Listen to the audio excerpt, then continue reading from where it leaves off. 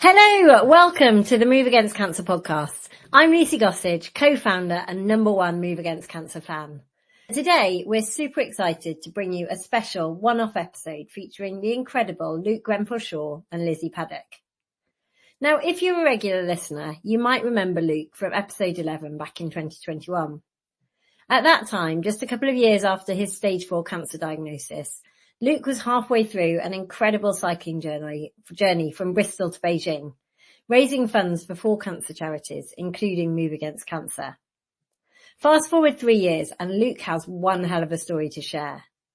Remarkably, his cancer hasn't returned. But equally remarkably, he's since become a professional trail runner and a filmmaker, with his documentary about the Bristol to Beijing ride, A Life in Tandem, set to premiere at the Kendal Mountain Film Festival in just a few weeks. As a team, we are absolutely thrilled to welcome Luke as our very first Move Against Cancer patron. Lizzie Paddock is another extraordinary individual. Lizzie was the very first participant in the very first 5K Your Way group back in 2018, and I'll always remember her boldly telling me as her oncologist, "I'm coming to your running thing on Saturday." While she was undergoing her chemotherapy for ovarian cancer, Lizzie completed her PhD in forensic psychology. 6 years later, Lizzie is a driving force behind 5K Your Way, and we just wouldn't be where we are today without her. Now, we recorded this podcast back in the spring when Luke came up to Nottingham to visit our 5K Your Way group. And in this whirlwind episode, Luke and Lizzie discuss the challenges and opportunities that they've encountered whilst rebuilding their lives after cancer, navigating uncertainty, dreams, and that tenuous balance between supporting others and self-care. This is a great conversation, and I really hope you enjoy it. Over to Luke and Lizzie.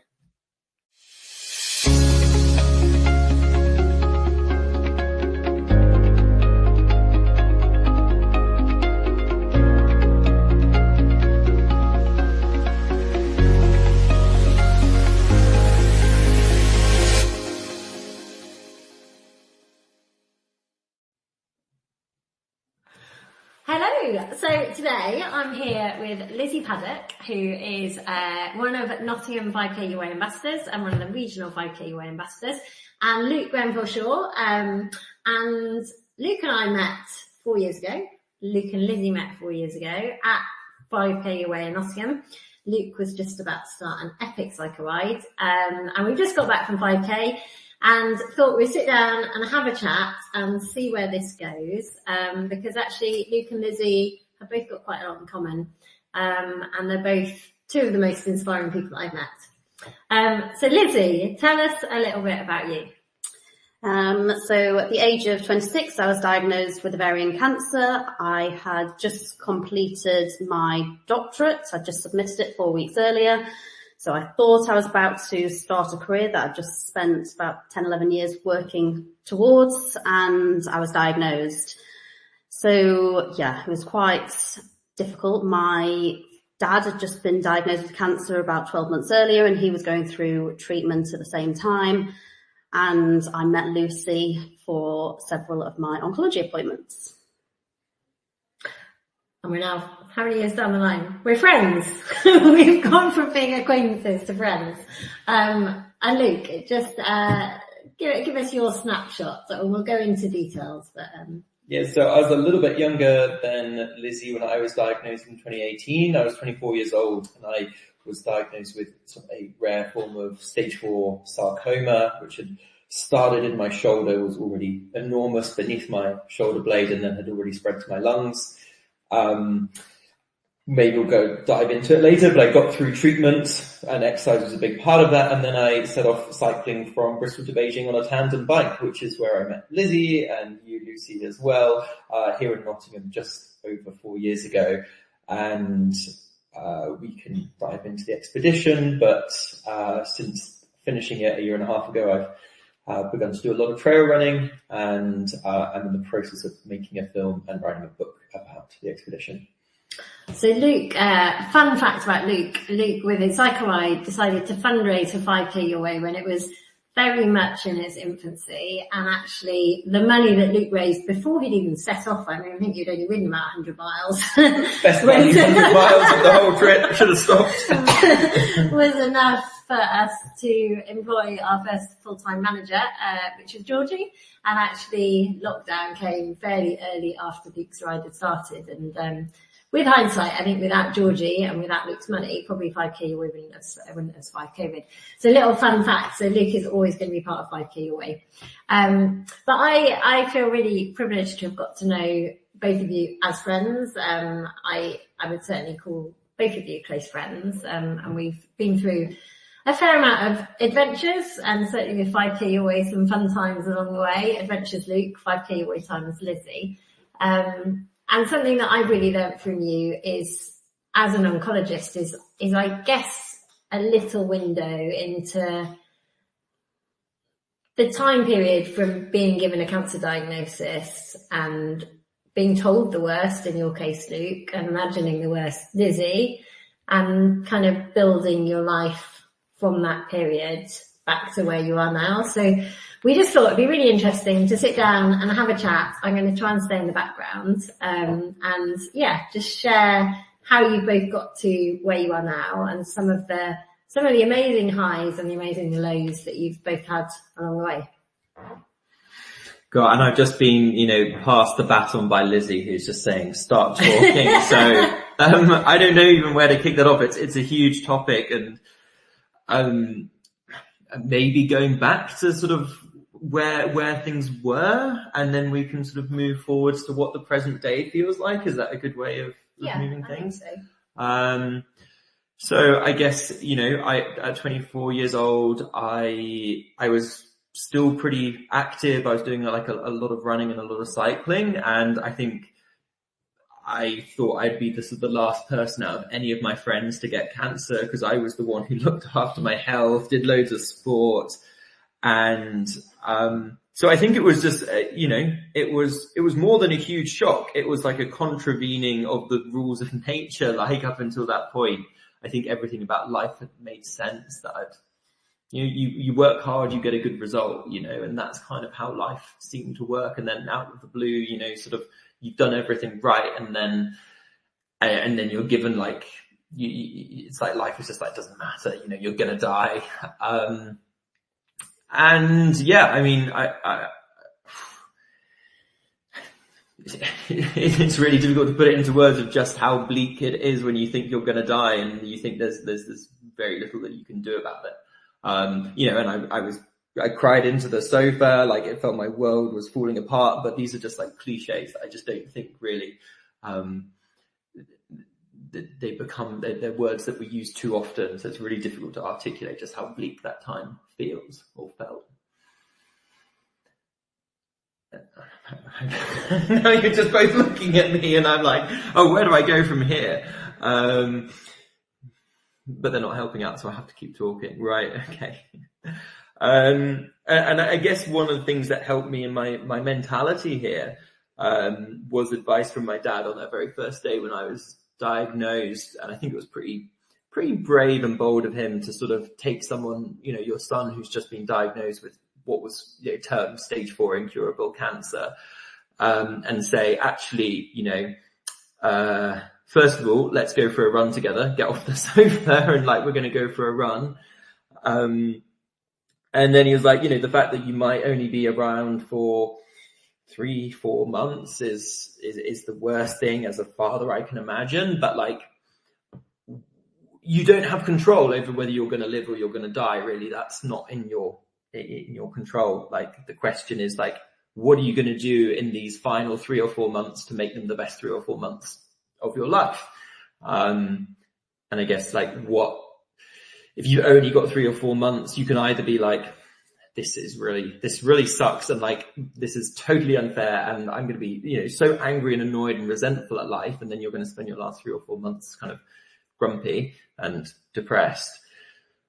Or you can try and do everything possible in that time to make them the best 3 or 4 months given the circumstances that you're in. And, I guess that's what I ended up trying to do, and also do everything I could to try and boost my chances of survival. Because I was like, I'm probably going to die, but I'm going to do my best to, if there's only 1% of people who live in my situation, I want to do everything I can to give myself the best chance of being in that 1%.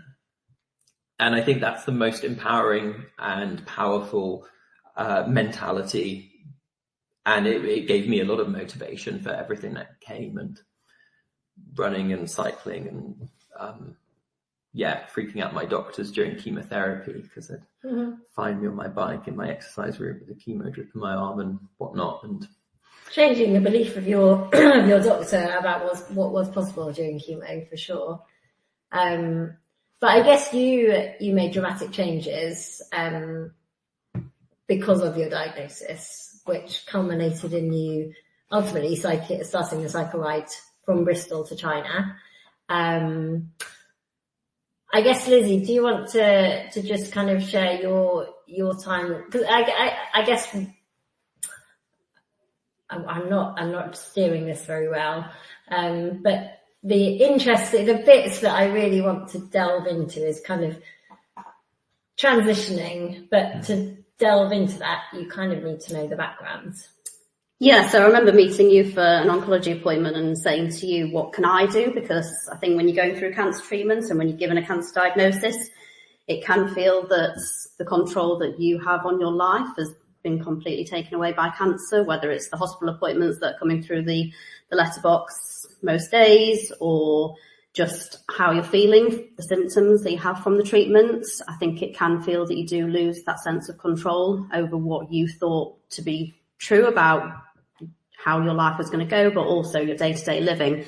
So when I met Lucy, I remember saying to her, so is there anything that I can do to help with the symptoms, that I can do to help myself during this time? And can I get active? And I remember Lucy saying, absolutely.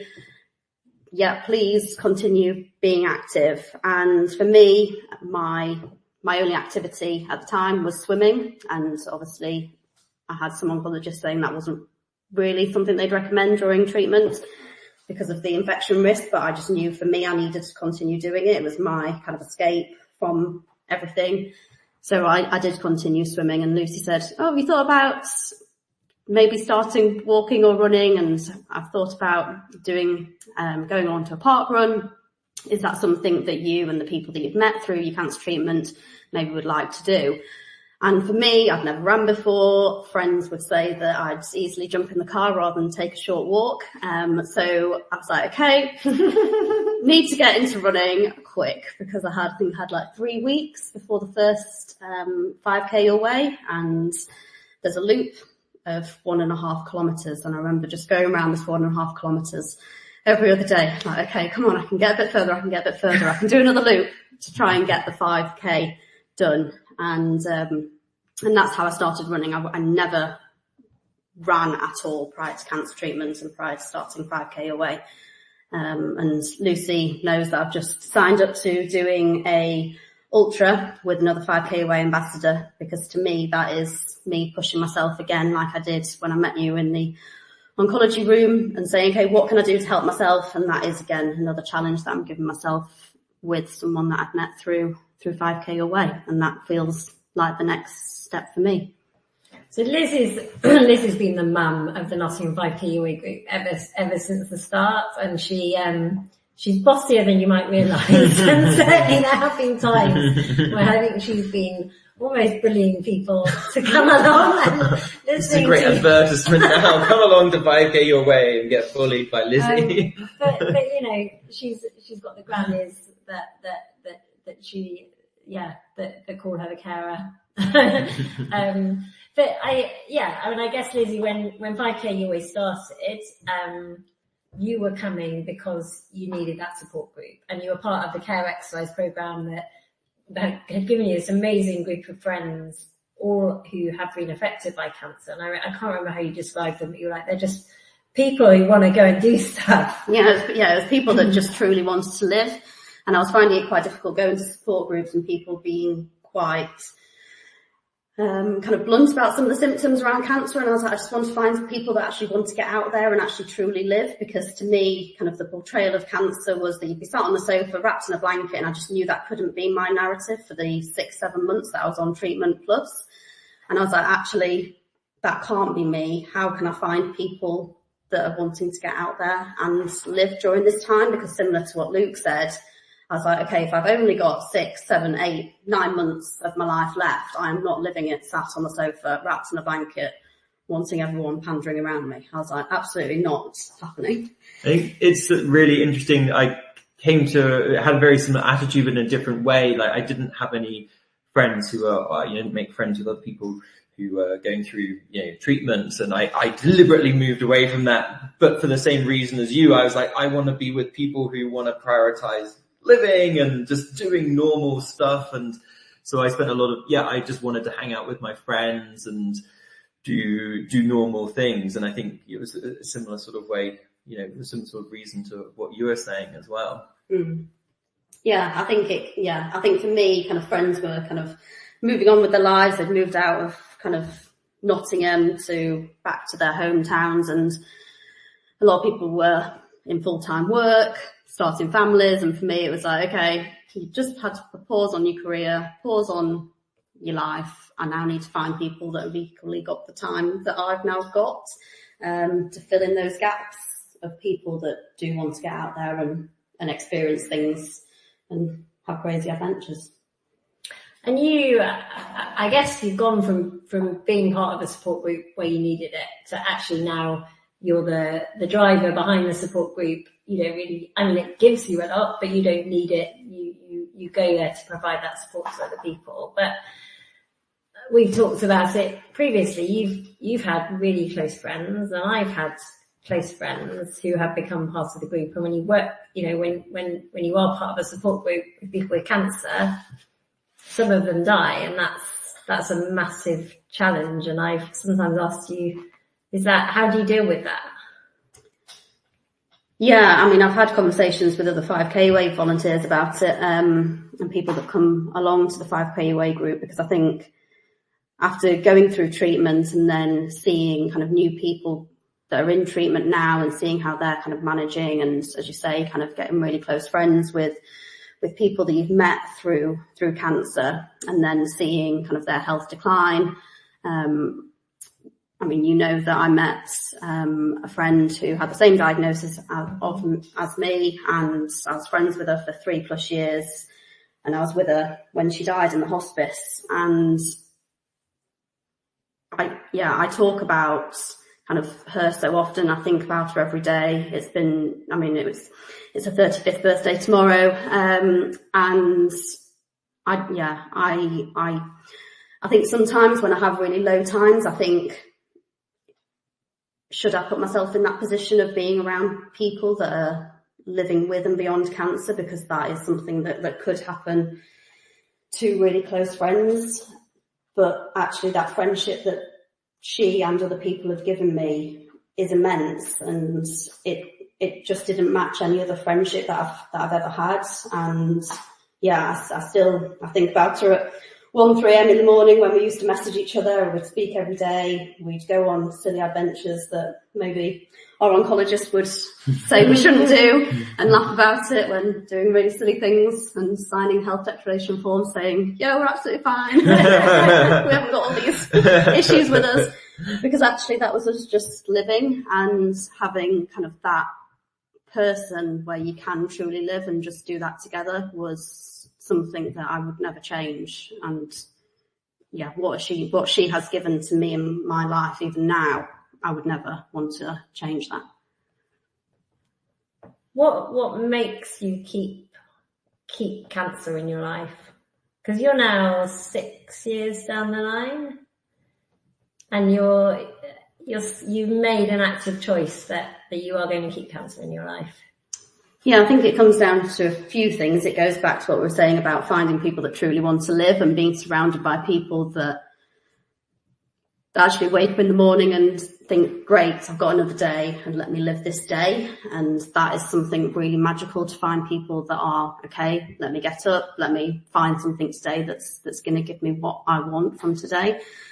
But also, I think the portrayal of cancer is changing, and I think being part of that's really important. Where previously I remember being diagnosed, I thought, okay, everyone dies from cancer, you go through cancer treatment, it's just to prolong your life for a certain amount of time, but you get all these awful side effects, these awful symptoms, and then it's more than likely that you're going to die at the end of it. And I think that narrative is changing, and I think it's really important when we meet people that come down to 5KOA that are really early on in their diagnosis and treatment. I think actually saying, yeah, I am 6 years out and look how healthy I am, my hair's grown back, I'm able to still continue running around parkrun, I've got this planned.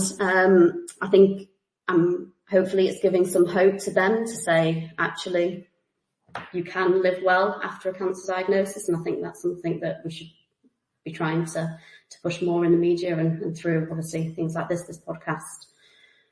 And Luke, you, so we will signpost you back to some previous podcasts with Luke, where you talked about you talked to me halfway through your journey, but you started a bike ride on a tandem from Bristol to Beijing. It was called Bristol to Beijing. You were fundraising for 4 charities, including us. And the point of the tandem was to get other people living with cancer on the back so you could ride together. And you coined the term can liver. Do you want to just describe that? Because it's so brilliant. So the term can liver really came out for me with this feeling betrayed by the term cancer survivor, because when I was diagnosed, I was desperately searching for some point of hope that someone else with a quote unquote incurable stage 4 cancer had then gone on to live. And I was Googling and I couldn't find anyone. And then one afternoon I came across this guy, and it said, like he'd been through this treatment, teenage guy, and he was now a cancer survivor. He was now cancer free at the end of this blog post. And then there's this postscript to the blog post that says, like, 3 months after he wrote this guy died. And I thought, I don't think I can ever call my body cancer free. And I don't think I can ever call myself a cancer survivor. Like, this idea that you've somehow gone beyond, you've survived, you've won.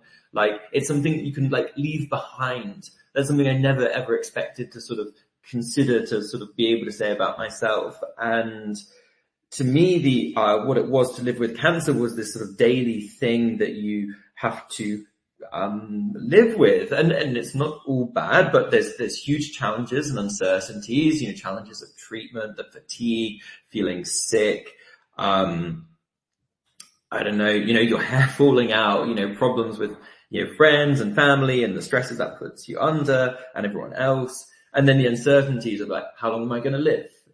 Is it worth me trying to plan to cycle around the world? Is it a big risk to, try and do a master's and that's going to delay the start? Am I ever going to have a family? All of these things, and they'll be different for everyone, and depending on what stage of life you're diagnosed, maybe it's about your kids, will you see them grow up or graduate? So these huge challenges and uncertainties that come with cancer. But for me, I came up with this term can liver, because you can live with cancer. And you can live adventurously, you can live actively, you can live richly and fully within the circumstances you find yourself. And it's a choice whether you aim to do that or not. And I don't think, you don't need to pretend and say you're going to have exactly the same life that you would have if you didn't have cancer. But given you have cancer, there are still so many things that you can do to have the richest, fullest life possible. And for me, this term can liver is trying to encapsulate both the positivity, but then also the realism of what it means to, particularly as an adult, to live with a cancer that you might well die from at some point, if not now, but in the future, and you just don't know, and you just got to live with it. And I guess, the conversations we've had over the last 4 years, 5 years have changed how I think as an oncologist. But when I first met you, you thought you were going to die. I thought you were probably going to die. I didn't think you'd get to China. I think your oncologist probably thought that as well. But you decided you wanted to make as much noise as you possibly could about what you're doing.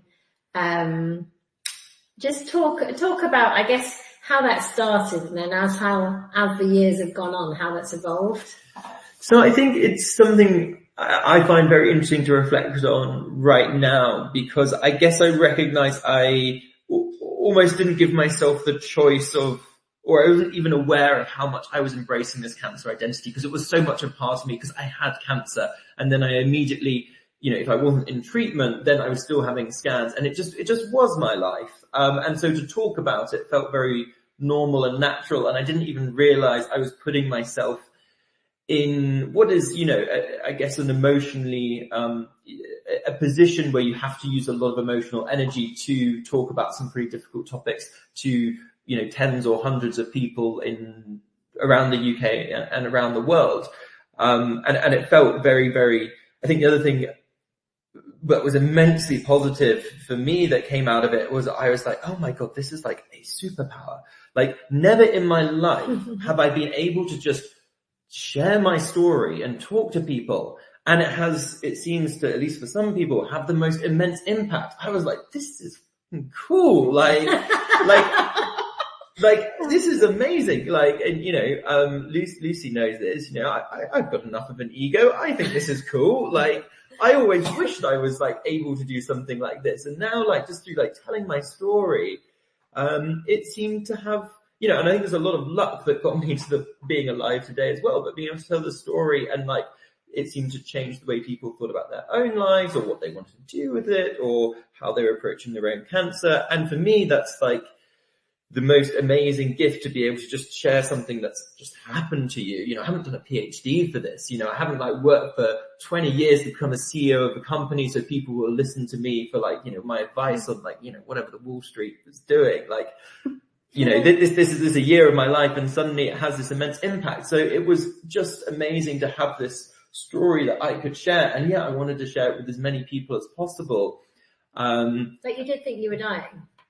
I didn't know how, I just didn't know when the cancer would come back. But the assumption was that it would, right? There's very much the assumption that the next scan is probably going to come back with bad news. And so I remember before I started the ride, I had this opportunity of doing a short, job out at a university in Central Asia, which to me was a bit of a dream.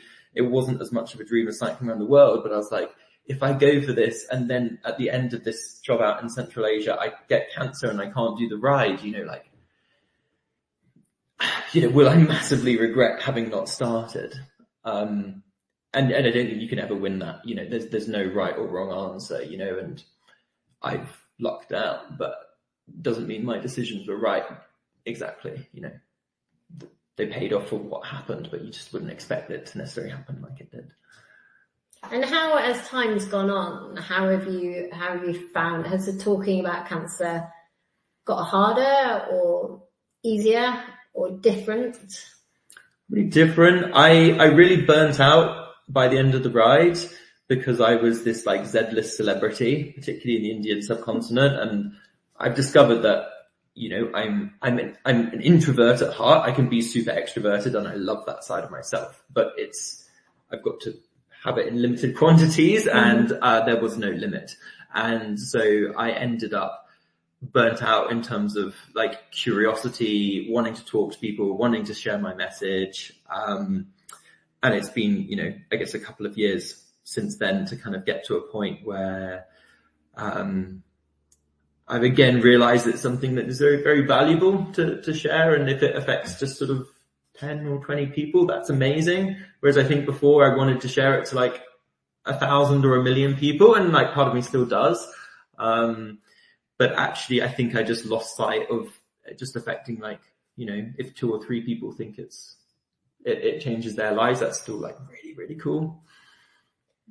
I think I missed some part of your question and I can't remember exactly what it was. No, that's a good answer.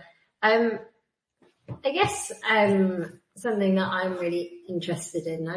Lizzie, you I think you just handed your PhD in just before you were diagnosed, and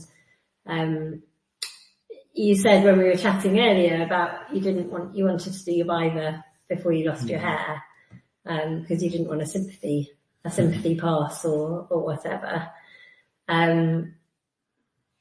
How do you move on from having such an uncertain future at such a young age to starting to plan for a longer term future and even daring to dream of a normal, healthy life?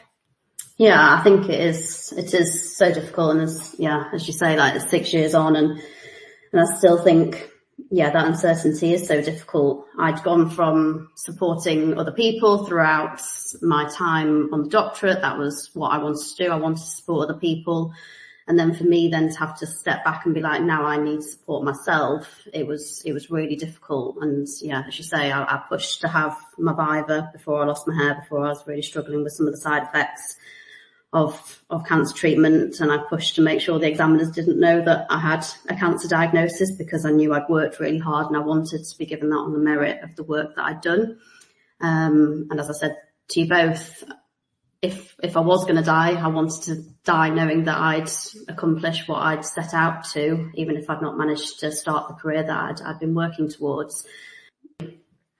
I think it's really interesting because for the period after I'd finished treatment, I'd have scans every 3 months. And so my horizons were literally like 3 months to 3 months to 3 months. And they were not longer than that. And I could not understand people who were like planning for like a year ahead or like 2 years ahead, or like people asking, well, you said the ride was going to take, 10 months, now it seems to be taking 18. Isn't that disrupting your plans? And I'm like, I didn't, all I'm looking ahead is this next 3 months. And, it gradually began to change probably just after I finished the ride. I felt that was back in June 2022. So what was that? 4 years on from my cancer diagnosis. And I think I started to think more about sort of, a 6 month timeline, but still not really believing that, this still probably the cancer's gonna come back at some point. And maybe it's only in the last 6 months I'm beginning to sort of dare that, like, okay, well, what am I going to do? I've just turned 30. What am I going to do in my 30s? 10 years, like 30s, guys. I mean, like, what is this? Like, who's planning ahead to their 39? Like, big difference. So that's been a slow journey. And like, I'm also super aware that like the cancer could still come back, but I guess that is a bit of a shift in mindset, and it takes time. Do you think the ride for you in some ways put off the processing that most people would do earlier on after their cancer diagnosis, or not? I'm not sure. I certainly never felt I was trying to run away from anything. I've always felt like I'm kind of happy to confront stuff and happy to say like, this is difficult or I don't know. And like, to be honest, spending hours by yourself on a bike is a great way of being inside your own head, and there's not that many places to hide. But in other ways, yes. So like the ride was a great way of like not having a real job. And like, it's interesting hearing what, Lizzie was saying. And I've had other friends who kind of go through their treatment and they go back to the job they had before, or they go to a job, and I'm like, but guys, like you've only got maybe like, 6 months left to live. Like how could you just do the normal 9 to 5? And like, obviously there are very important reasons why as well. But like, I was just like, I couldn't imagine that, I suppose. But now, like a bit further down the line, I'm like, okay, it's really important having had this amazing experience, but also, I guess when you're moving away from that short-term horizon, you've also got to be a bit more responsible for yourself. And I guess that's sort of coming in now as well. And you did I saw something on Instagram the other day about, this is the first time you would, I can't remember the words, but almost dared to go to the dentist because you felt that going to the dentist meant that you were planning for a longer term future. Yeah, it was kind of like, what's the point? Like my teeth are fine right now and they're probably going to be fine for another couple of years. Like, why would I spend some of my precious time, like going to the dentist and doing that? This is when I was like going through treatment, and after that, like, what's the point? And I think about that with other things which are not necessarily good habits, but like, sort of piles of letters from, different people or like, emails. I was just like, oh, screw that, like, I'm not looking at this. And I'm not recommending that as a way of life, because you can't do that sustainably. But I think that just to underline how I was living, and I had like a lot of support from my parents, and so they took up a lot of the strain, and Young Lives versus Cancer, there's like social support. They also did a lot of the heavy lifting with some of the paperwork. But just at that point, to underline the mentality, like, it was like, I don't have much time, so any of the stuff that I don't believe in, I'm just going to sort of like ignore. Like my teeth. Deborah James saying she didn't pay any car parking tickets because she thought that's no point, they can keep chasing what I'll be dead. Yeah, well, it's exactly that mentality. Like, you can't live like that if you expect to live for 10 years. But if you think you've only got a year, then like, who cares? But you've got a tattoo, which I've forgotten about actually, on your wrist of an egg timer. Hourglass. Egg timer. Please, I'm going for a refund from the tattooist. Yeah, my egg timer on my wrist. Yes, yeah.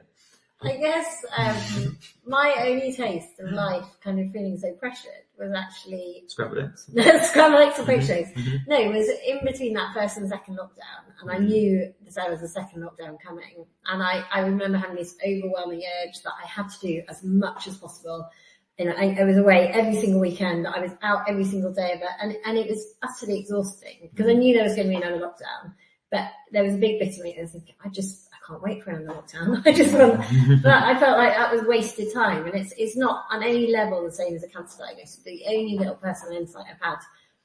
How do you now balance that? You still want to remember, something I take from you, and actually so many of my patients, but from both of you, is your lust for living and making the most, and not just sitting around moaning and doing stuff that makes you happy. But it is also okay to actually do nothing and sit on the sofa and watch nothing in the background. How do you juggle that hourglass tattoo with long-term kind of living? Well, I think to go back to where we sort of started this podcast, and then to answer your question, when I was diagnosed with cancer, I think it was pretty likely I would either joined a consultancy or possibly done a PhD. That would have been interesting, but really wasn't actually what I wanted to do with my life, and I didn't realize that. And so the direction of my life now is very much in a different way from the sort of 9 to 5, or, like work hard, go for the career ladder, which is definitely something I could have gone into. And, how to juggle, how to maintain this lust for life. I still feel guided by this yardstick of like, is each and every one of my days worth living? And for me, I try and have in each and every day the ingredients which I really value, which includes like running, being in nature, doing something I find sort of intellectually stimulating and worthwhile, which right now tends to be the book and the film that I'm working on.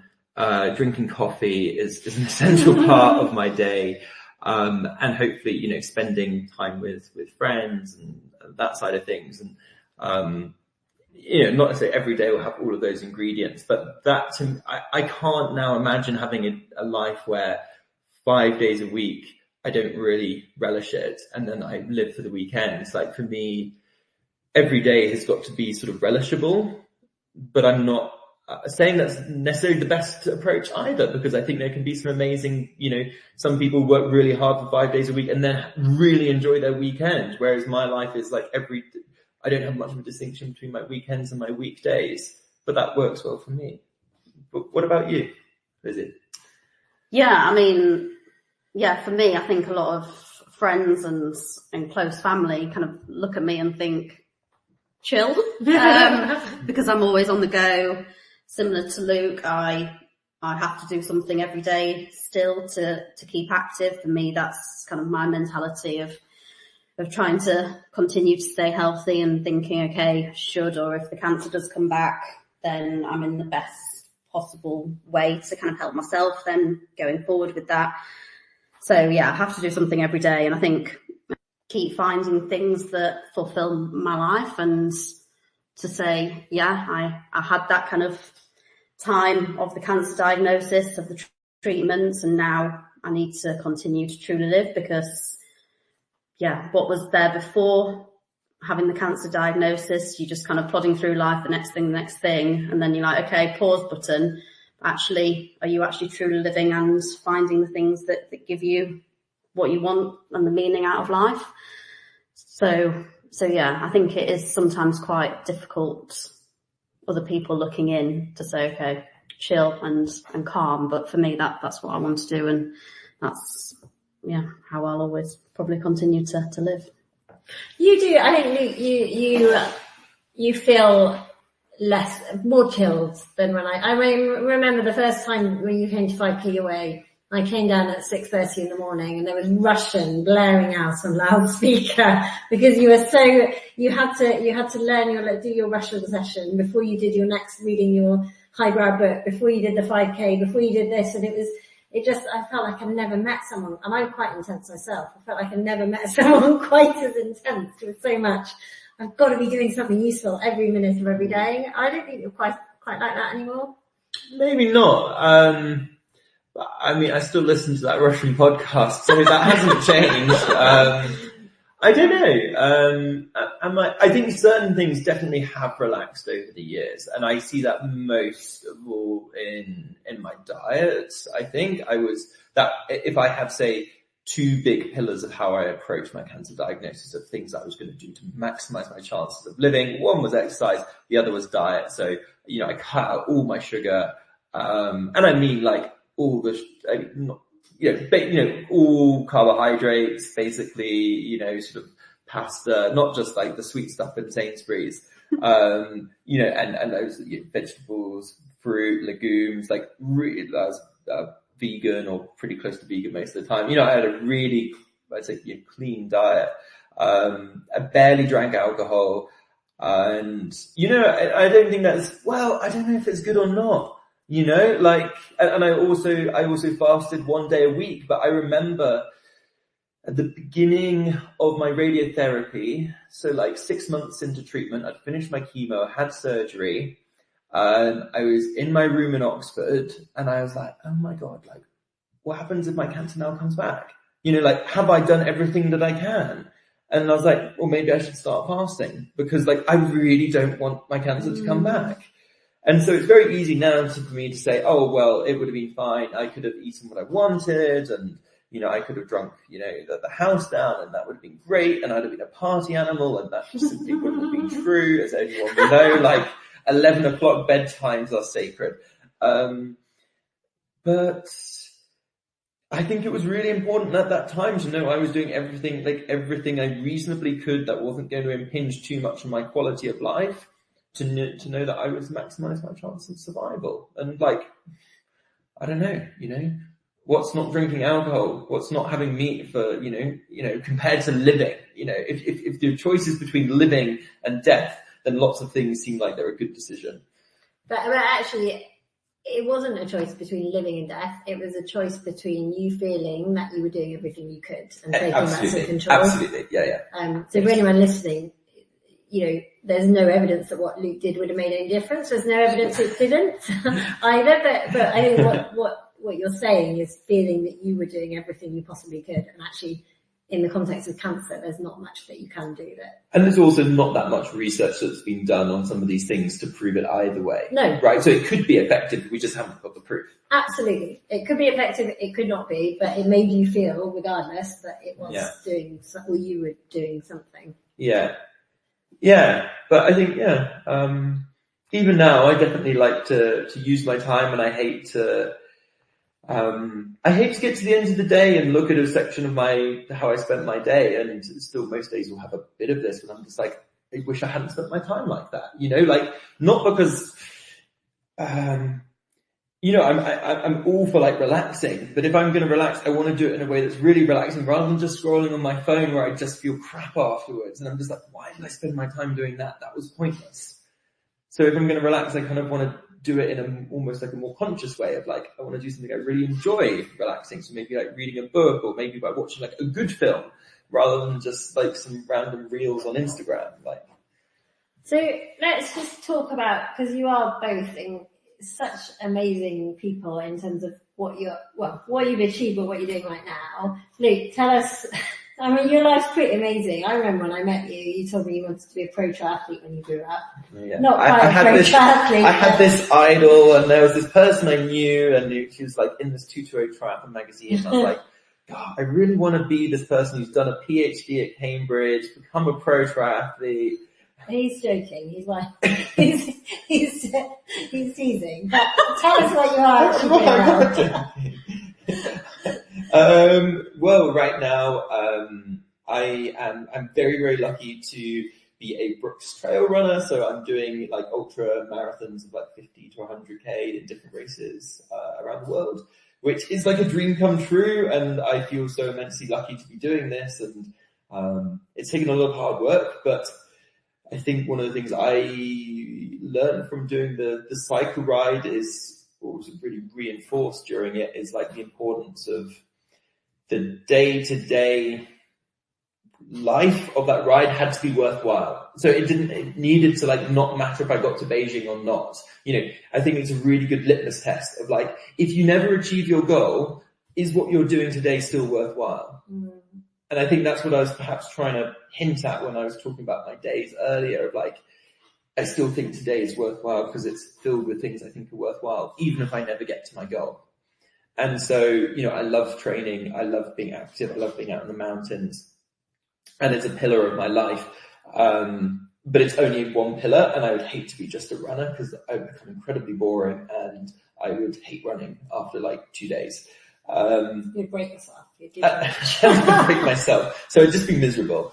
But I guess, so for me, balance comes from having balance is like where you're like, you've got like a board, and you've weighed down like one end of the board, like, and to stop the other end of the board flipping up, you've got to put something else really heavy on the other side of the board, and then you've got to make sure the board is like, you know, you've got heavy weights on all ends to sort of hold it down.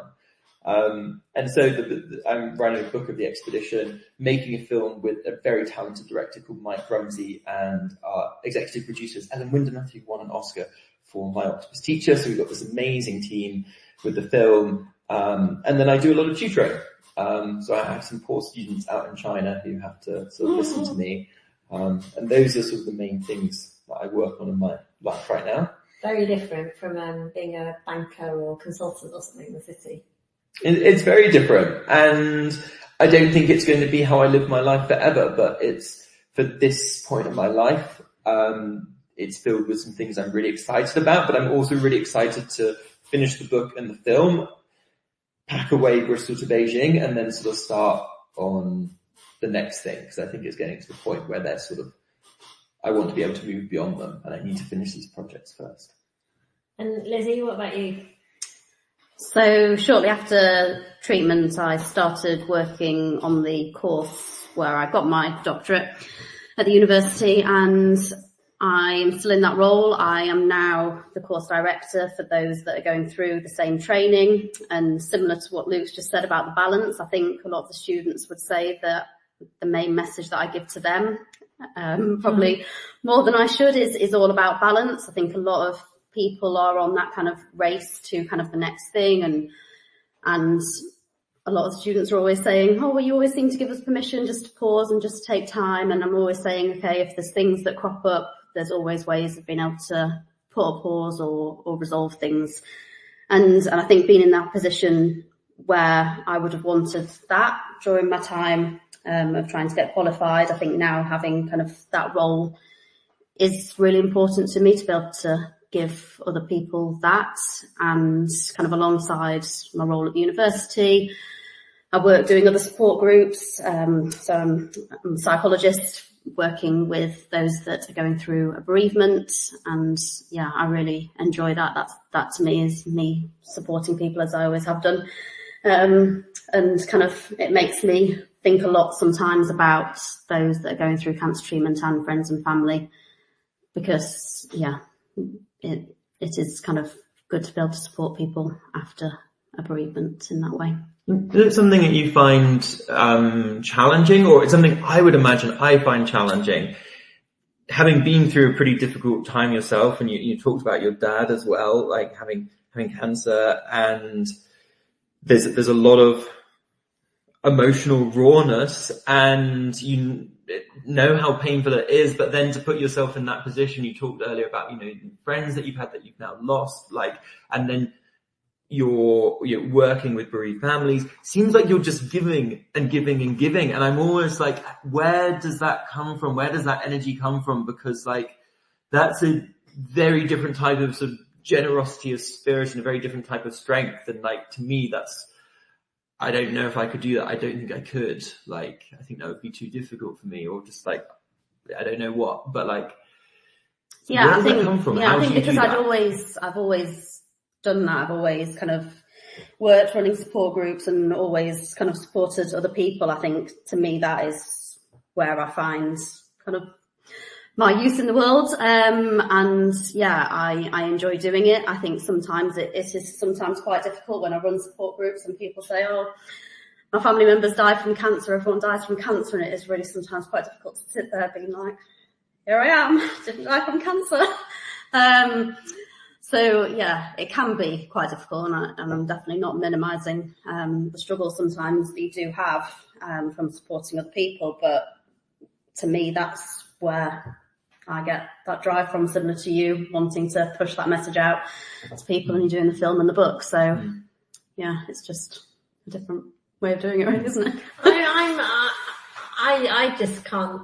I can't imagine you. I can't imagine, like Lisa, being able to keep doing what you're doing, because I guess with Emily, the friend that you talked about, you were diagnosed at the same time, you had the same cancer, you were still very much in that transition period of not knowing whether your cancer was going to come back, and going to Emily with all her appointments that her cancer did come back and it progressed and the treatment stopped working. And I saw how hard that was. I can't, but yet you still choose to continue to actively seek out friends in a cancer support group, but not actively seek, I phrase that wrong, but by being such a key member of a cancer support group, you are making friends and making that choice to keep cancer in your life.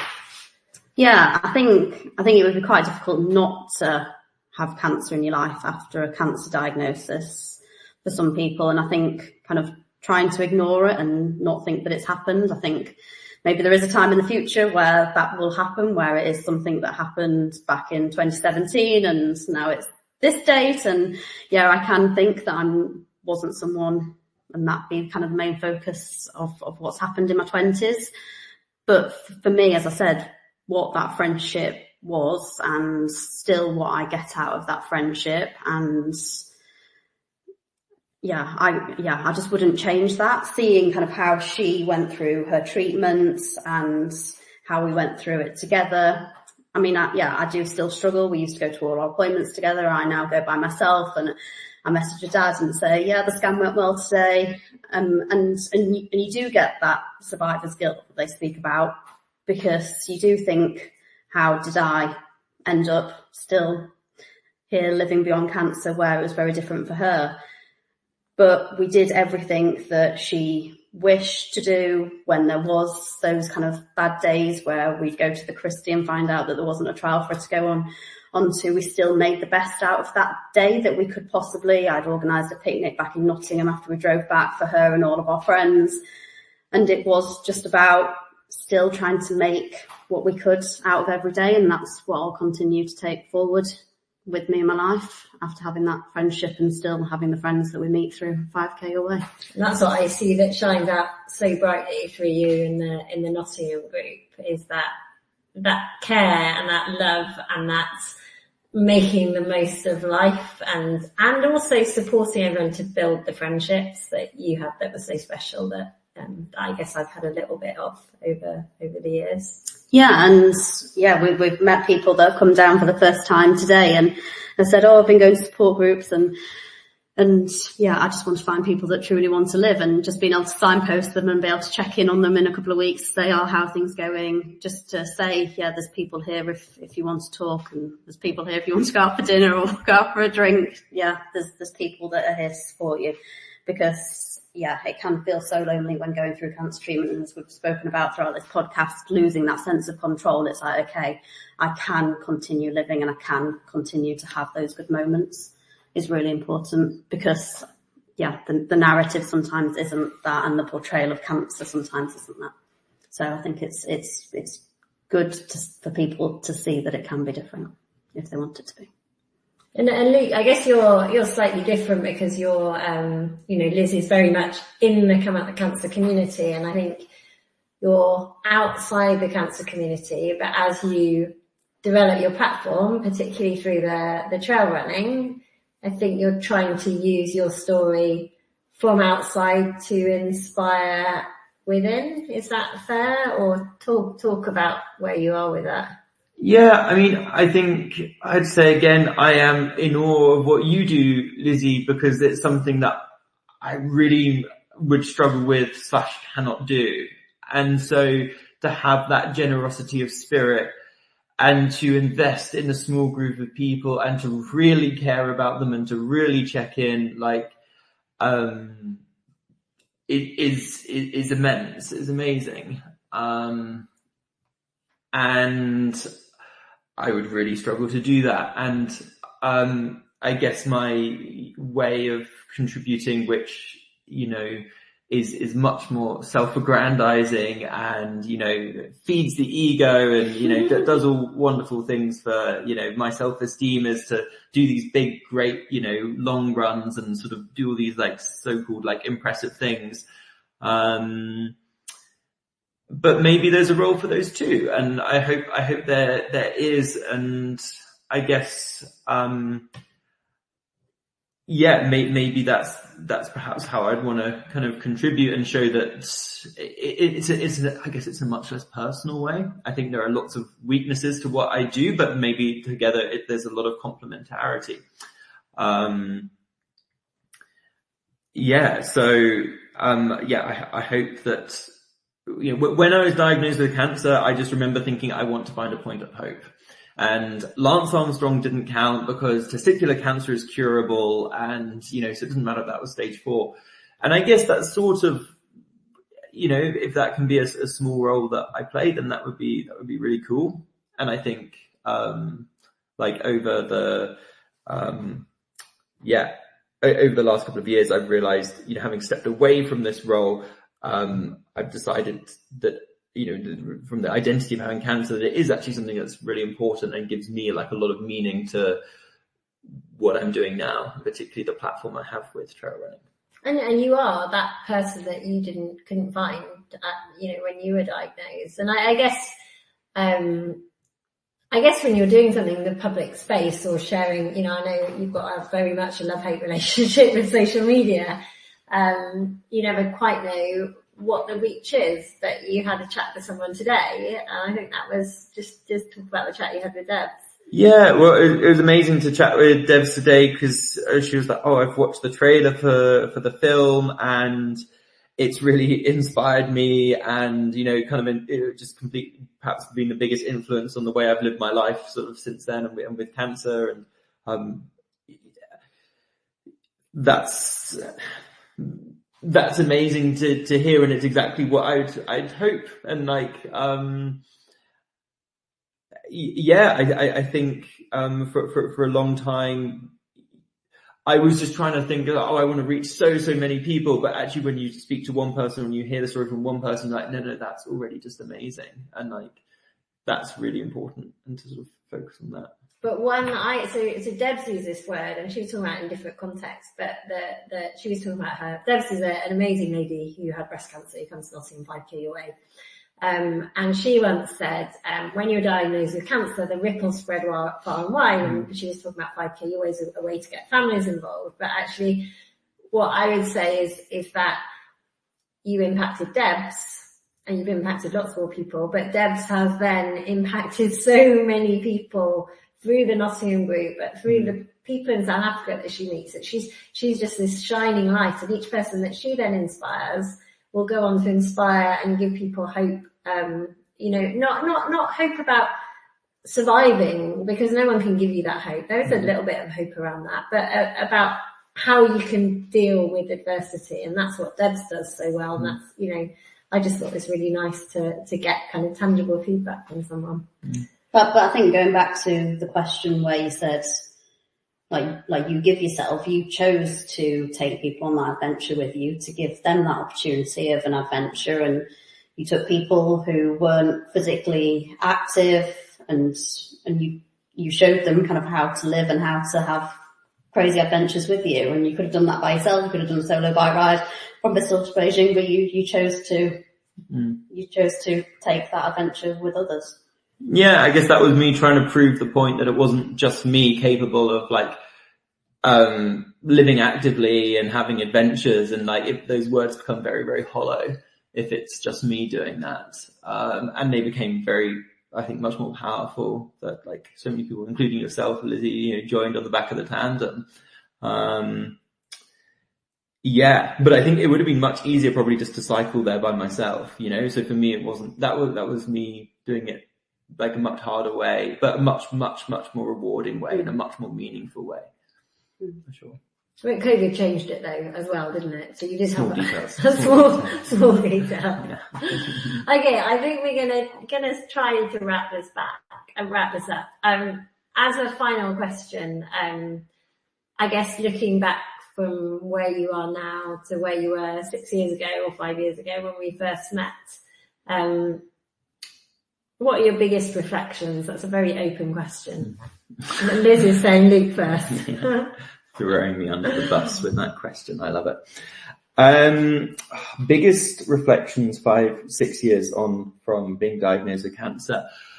I think ultimately, given I'm still alive, I feel that the life I'm living now is so much richer and fuller than it would have been had I not had cancer. That's a really easy thing to say, and the chances are that, 90 times out of 100, I'd be dead by this point. And so it's not nearly as simple as saying, oh, cancer was a good thing. But I think going through this kind of like inferno or like smelting pot, does take you out the other side with a much clearer sense of what's important. And I think for me, a much greater willingness to take risks and do big things, and like rather than just being like, oh, I'm just going to do a little cycle ride, it's like actually it's so much easier to do something big than something small, because people get excited about big things. Like that's my experience anyway. I think if I said I just wanted to cycle and it's great for people who are doing small cycle rides, but I think if you want to get lots of people excited, it was an easier sell to say, I'm doing this big cycle trip to Beijing, I want you to be part of it. And I think that was a good way of having media impact and reaching more people and stuff. Don't know if that's enough of an answer. Really? But I think similarly, you saying kind of cancer had some positive effect on your life, I think that can be really difficult for people to hear. And people go, really? How is that the case? But I think it can really make you take a step back and reflect on what you thought your trajectory of life was going to be and whether that's actually what you truly want to do. For me, I learned that saying yes to sometimes things that you didn't really know what they were, or you just thought, okay, let's just see how it goes, actually were just so fulfilling. Going through the treatment and after, I've done things that I never would have ever expected to have the opportunity to do. Even speaking to you that day in the oncology room and saying, is there anything I can do to support myself? That just started us having such a massive group at 5K away and impacting so many people just at that group and then beyond now.